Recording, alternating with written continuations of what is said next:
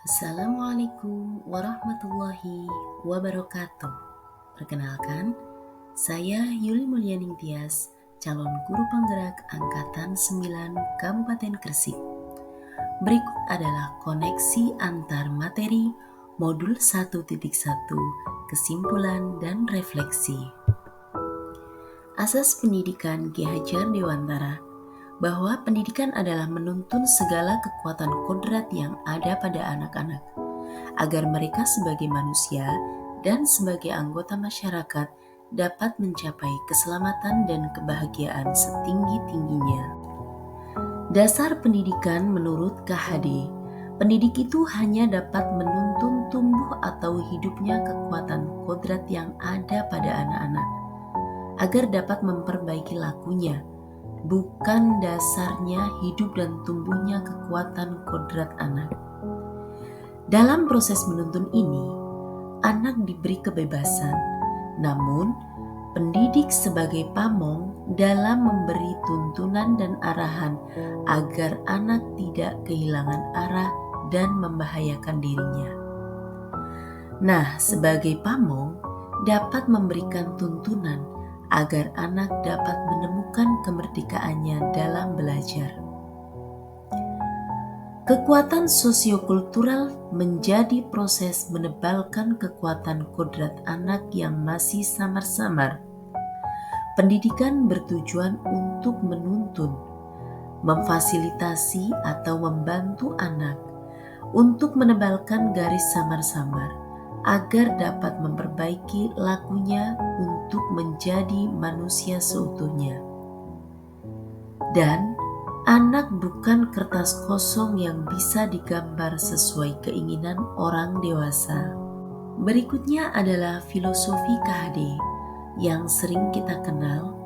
Yang pertama yaitu Ingarso Sungtulodo, artinya di depan memberikan contoh. Ing Madyo Mangunkarso, di tengah memberikan dorongan, dan Tutwuri Handayani di belakang memberikan arahan. Kodrat anak. Kodrat anak dibedakan menjadi dua, yaitu kodrat alam dan kodrat zaman. Kodrat alam berkaitan dengan sifat dan bentuk lingkungan di mana anak berada, baik lingkungan alam maupun konteks lokal sosial budaya. Sedangkan kodrat zaman berkaitan dengan isi dan irama, di mana pendidikan saat ini menekankan pada kemampuan anak untuk memiliki keterampilan abad 21. Budi pekerti menurut KHD adalah perpaduan antara cipta, karsa sehingga menciptakan karya, dan kesadaran perbuatan atau perilaku seseorang berkaitan dengan karakter manusia. Menurut KHD, keluarga menjadi tempat paling utama dan paling baik untuk melatih pendidikan sosial dan karakter yang baik bagi seorang anak. Dan refleksi dari modul ini, apa yang Anda percaya tentang murid dan pembelajaran di kelas sebelum mempelajari modul 1.1? Di sini saya mengajar secara seragam tanpa mengetahui karakteristik tiap murid. Saya juga tidak menyediakan sumber belajar yang beragam bagi murid saya. Saya jarang memberikan kesempatan murid untuk belajar mandiri. Artinya, saya kurang memberikan kepercayaan kepada murid. Dan juga saya jarang memberikan pengalaman belajar yang nyata atau kontekstual untuk murid. Lalu, apa yang berubah dari pemikiran atau perilaku saya setelah mempelajari modul ini? Tentunya saya memandang bahwa setiap murid berhak untuk belajar sesuai dengan minatnya. Kedua, lebih menghargai keragaman dan keunikan murid. Pembelajaran berpusat pada murid. Yang keempat, tidak fokus menuntut nilai akademik, namun lebih mengembangkan apa yang menjadi kekuatan murid. Kelima, menjadi among untuk murid. Dan terakhir, menuntun bukan menuntut. Terakhir, apa yang dapat segera Anda terapkan lebih baik agar kelas Anda mencerminkan pemikiran KHD?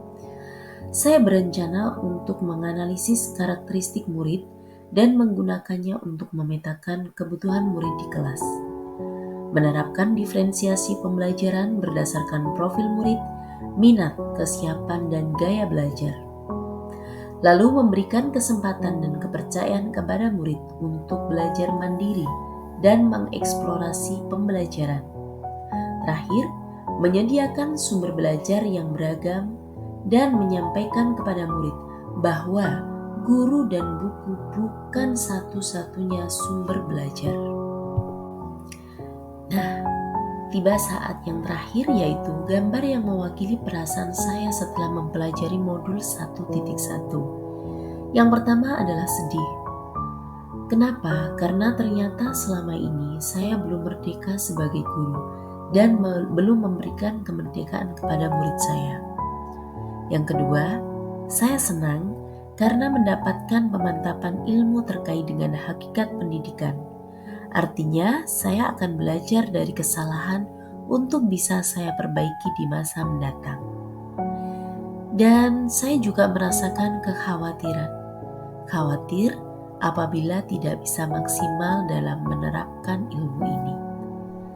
Sekian dari kami. Terima kasih.